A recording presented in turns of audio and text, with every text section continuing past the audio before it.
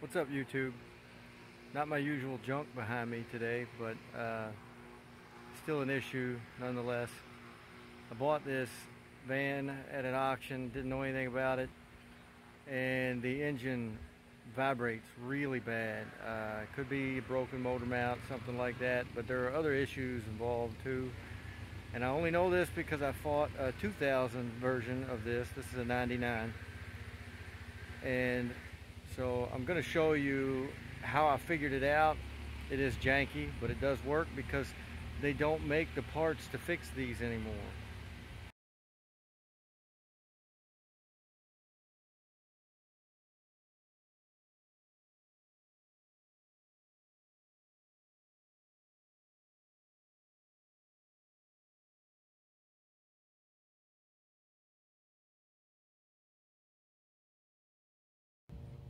Okay, so now that I have an estimate about where I'm at on my timing mark, which is like down here, as opposed to the pointer up top, got these weight relief holes in here.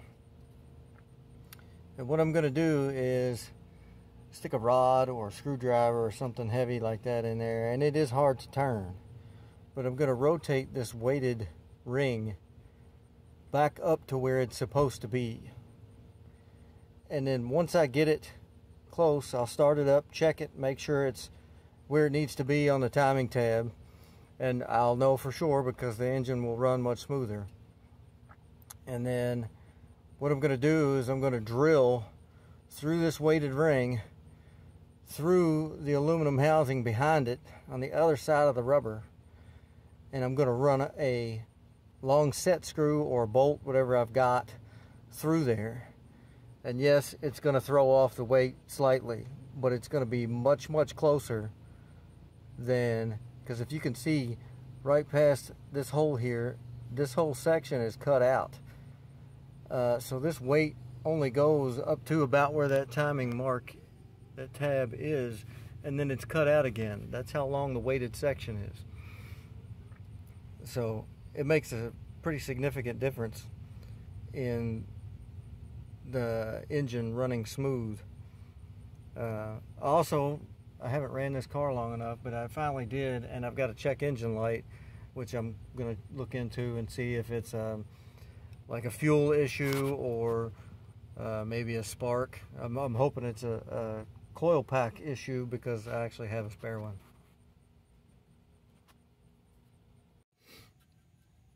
Alright, I don't know if you can tell what I'm doing here.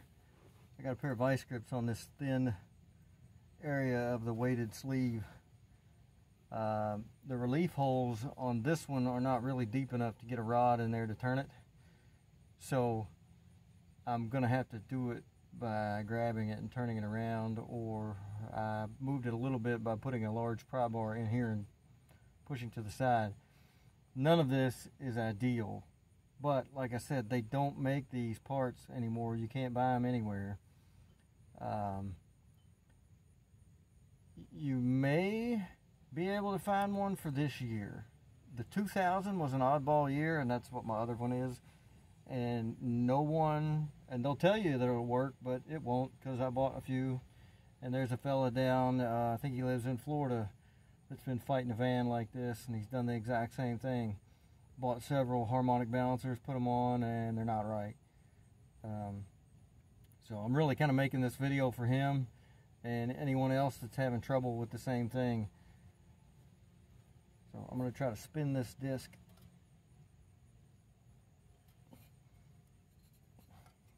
And all it's doing is moving my pliers.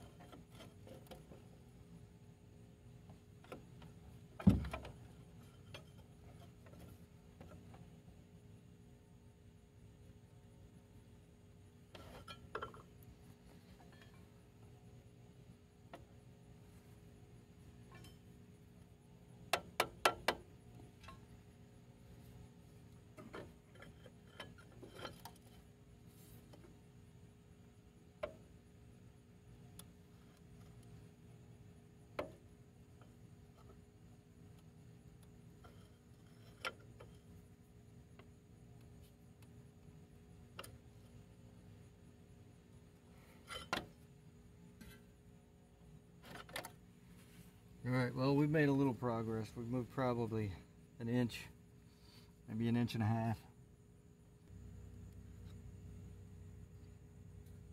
The main thing is rotate that weighted section back to where it needs to be. Once you get that, it shouldn't be that hard to drill through the thing and pin it. Once it's pinned or bolted together, I tried to pin, the pin came back out. Once it's bolted together, this moves at the same rate of speed as the weight. The weight won't vibrate anymore and shift it off. And really the only reason is that the rubber inside deteriorates and dries out and gets soft, and it allows it to spin just a little bit over time, and then you end up with a bad vibrating engine.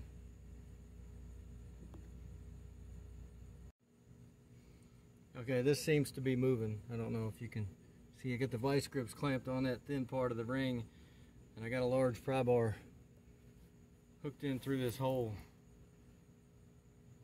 And I'm just turning just a little bit. That was me slipping off the pliers, nothing broke.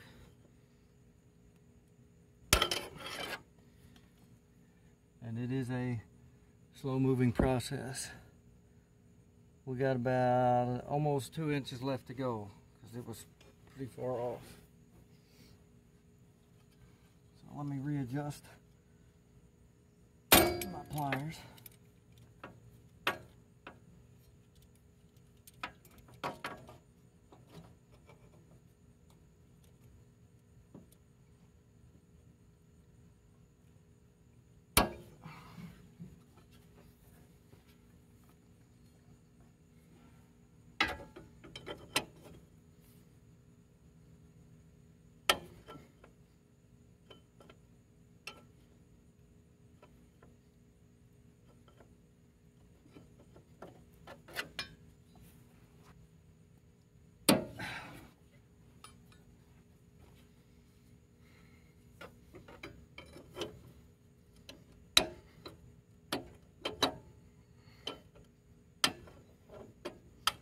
Yeah, at some point it does become easier to move, just because that's where the problem originated from.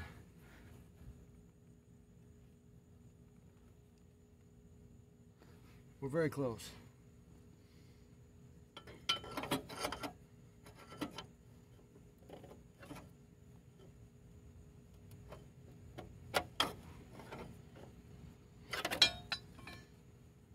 I know it's probably too dark for you to see, but I got my green mark almost where it needs to be. So let's remove the pliers, start it up, check it again with the timing light, and see if it lights up by that pointer tab.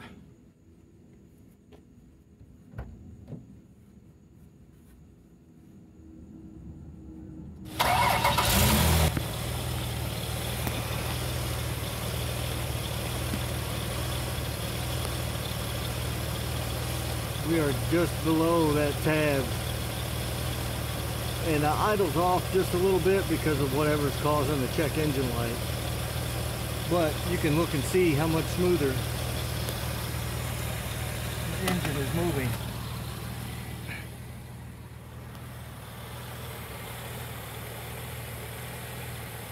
It's not shaking anymore. Something that simple. Now all I gotta do is drill it, put a bolt in it. Alright, I got my hole drilled all the way through. You can see where it comes through the aluminum part of the housing. And then, I don't know if I can get, well, it's hard to see. It's right there next to that relief hole. Anyways, I put the tap in the drill down there, my DeWalt, and it's a 1/4-20 tap. Number 7 tap drill. You can actually go number 6 tap drill. It's only 0.003 bigger, and it leaves you a little more room. It's not so hard to hand tap, is what I'm saying. The quality of thread's a little less, but we're going to put red Loctite all over it anyways. The problem I had was this tap is so short, I can't talk. that it doesn't want to reach beyond this piece of frame while it's stuck in that drill. So don't be afraid, still can't talk, to invent things. So I cut my tap in half, and I actually had a piece of tubing that was the right size inside diameter. Slipped it over there, stuck some weld on it. Is it going to be true? Probably not. But I've already got the thread started in the hole, so it's going to follow that, and my handle will probably just go in a orbital shape while I'm threading it in there. We're going to make sure we put some spray lube on there and where it cuts good. And once we get it done, I'm not sure yet if I've got a bolt long enough or if that tap is even going to reach all the way through to the aluminum. If it doesn't, what I'm going to do is grind the last threads off of my bolt so it sticks in through there like a pin. Like I said, none of this is high quality work, but it will work. And don't be afraid to try stuff, especially when there's nothing else available. Alright, the extended tap worked perfectly, with the exception of it does not reach all the way to the end of the hole because the diameter right here gets larger, and it's actually 1/4 inch on the outside, which is the outside of the thread, so it will not cut in the undersized hole. So this is my modified bolt. All I did was sand the end of it off. The head is sanded as well because I took a larger drill bit. I don't know where my drill is. It's laying underneath here. Took a larger drill bit, the size of the head, and just made a little counterbore to recess it so it's not sticking way out. And I didn't want to have to grind the head off because you're not working with a whole lot of room in there. But I'm confident it's going to work.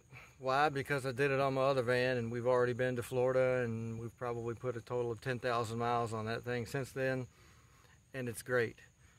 The other thing I'm going to do, while I've got it up in the air and I can see what I'm doing, is I'm going to mark, and it doesn't really matter where, I'm going to mark the weighted section down here with white. Not that much. Anyways, mark it with white, and then mark the aluminum with white. And that way I can take a peek underneath of it at any given time and check it out and make sure that it's staying where it's at, the bolt didn't fall out. Of course, you know, if the bolt falls out and rotates again, you're going to know, because it's going to vibrate like it's, I don't know, a diesel or something. So a couple other things if you're going to do this, because I'm going to try to link up with the guy, and I think his name is Michael Kennedy. But I'll put his information down in the description because he's the original Windstar guy. You gotta have a remote battery unless you've got a battery operated timing light, because the battery in the van is on the driver's side, way over there, and your leads will not reach the battery and the #1 plug wire on this side in the back and be able to shoot the beam on the balancer. So you either got to have a self-powered timing light or another battery to hook up to. I ran the check engine codes, and because, let me see if I can get to the exhaust, because the converters were cut off before I got it, and somebody cobbled exhaust on here, and it is ugly. All 4 codes that showed up were O2 sensor codes. So I really think it just needs to be driven and some fresh gas in it.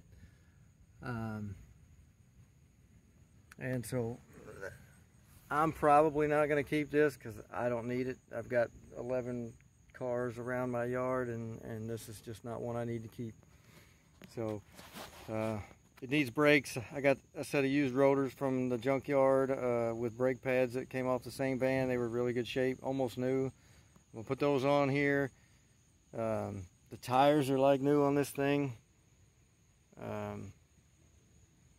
The worst part about it is there's no seats in the back and the converters are gone. So Anyways, to wrap this up, it can be done, it can be fixed. The guy that's got the other channel, a lot of people are saying, you know, manifold pressures are off, ECM. This valve right here, it's like an auxiliary butterfly on the intake. When your vacuum drops, when you rev the engine, it opens up extra butterflies on the engine, give you a little more power. None of that is what I have encountered. I've heard mass air sensors. I've heard there is a balance shaft inside the valley in here, and they're saying the bearings go bad on the balance shaft, or the balance shaft itself goes bad somehow or another. They don't make those anymore. You cannot buy them. I'm sure if you got a bearing number, you could probably buy a straight up bearing for it, but that's taking the whole engine out and replacing all of it. And for me, it's not worth it on these vans. They're so cheap. Anyways, rambling on. The van runs, it runs smooth. All I'm going to do is tighten everything up, set it back on the ground, and I'm good to go. Appreciate you watching. Like and subscribe, and hope to see you again sometime.